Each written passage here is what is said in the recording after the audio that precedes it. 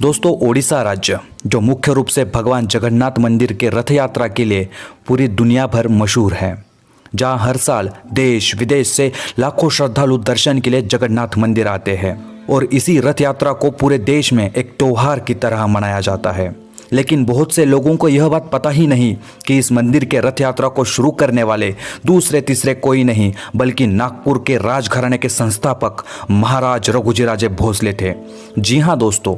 यह मंदिर एक समय धन और वैभव से काफी संपन्नशाली था, परंतु इस मंदिर में स्थित धन की लालसा में कई सारे विदेशी आक्रमणकारियों ने इस मंदिर को लूटा, जिसमें फिरोज शाह तुगलक, जहांगीर, अकबर, औरंगजेब, बंगाल के नवाब जैसे कई सारे बड़े बड़े शासक समाविष्ट थे, जिन्होंने केवल मंदिर की धन संपत्ति को ही नहीं लूटा बल्कि मंदिर के बहुत से हिस्सों को भी तोड़ दिया और मंदिर के आसपास रहने वाले हिंदुओं को मारकर बड़े पैमाने पर रक्तपात किया, जिसकी वजह से मूर्तियों को हर बार मंदिर से बाहर सुरक्षित स्थान पर स्थलांतरित करना पड़ता था।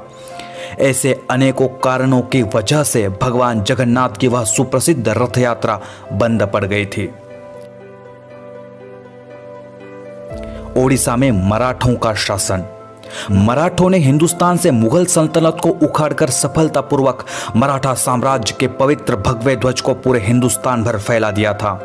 जिसमें नागपुर के रघुजीराजे भोसले का भी बहुत बड़ा योगदान था। इन्हीं के नेतृत्व में मराठों ने बंगाल पर जीत हासिल करके ओडिशा जैसा पवित्र राज्य नवाब अलवर्दी खान के कैद से मुक्त कर दिया था और ओडिशा राज्य को मराठा साम्राज्य में शामिल कर दिया था। जिसके बाद मराठों ने ओडिशा राज्य पर स्वतंत्र राज्य करना शुरू कर दिया, जिसमें ओडिशा राज्य के लगभग 30 जिले शामिल थे। बाद में जब रघुजीराजे भोसले ओडिशा के जगन्नाथ मंदिर के पास पहुंचे तो मंदिर की वह बहुत ही बड़ी दुर्दशा उन्होंने देखी। उन्होंने तुरंत ही हजारों एकड़ जमीन मंदिर को दान में देकर मंदिर का फिर से जीर्णोद्धार किया, पूजा अर्चना के साथ साथ मंदिर में फिर से मूर्तियों को स्थापित किया और रुकी हुई जगन्नाथ मंदिर की रथ यात्रा को पुनः शुरू करने का आदेश दिया।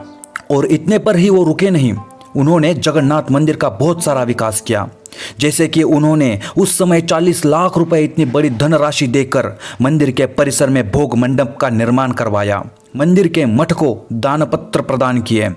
यात्रियों को रहने के लिए मठ का निर्माण भी करवाया और साथ ही साथ लगभग 22 धर्मशालाओं का भी निर्माण करवाया।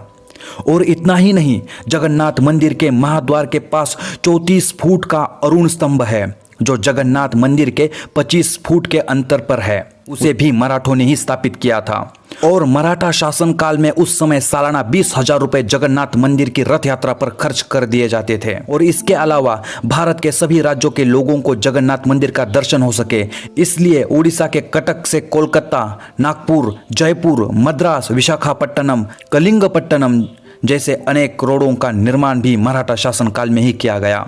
और आवश्यकता अनुसार उस रोड पर पुलों का निर्माण भी करवाया गया। जब हम पुरी शहर में प्रवेश करते हैं तो ऐसा ही हमें 280 फुट का पुल देखने को मिलता है, जिसे 18 नाल पुल कहते हैं, जो आज भी मराठों के वैभव की साक्ष्य देता है। ऐसे ही बहुत प्रयासों के बाद मराठा शासन काल में इस मंदिर का वैभव फिर से लौट आया था। और यहाँ ध्यान देने वाली बात यह है कि मराठा शासन काल में ओडिशा से मुस्लिम शासकों का केवल अंत ही नहीं हुआ बल्कि बाहरी आक्रमणकारियों से भी मंदिर को हमेशा के लिए मुक्त कर दिया। तब से आज तक इस मंदिर की रथ यात्रा बिना किसी रुकावट के हर साल एक नए उत्साह के साथ मनाई जाती है। जगन्नाथ मंदिर की इस रथ यात्रा को भारत के हर कोने कोने तक पहुंचाने का श्रेय नागपुर के भोसले राजवंश को ही दिया जाता है और इसी कारण जगन्नाथ मंदिर के रथ यात्रा के दिन विशेष तौर पर नागपुर के भोसले वंश को विशेष निमंत्रित किया जाता है।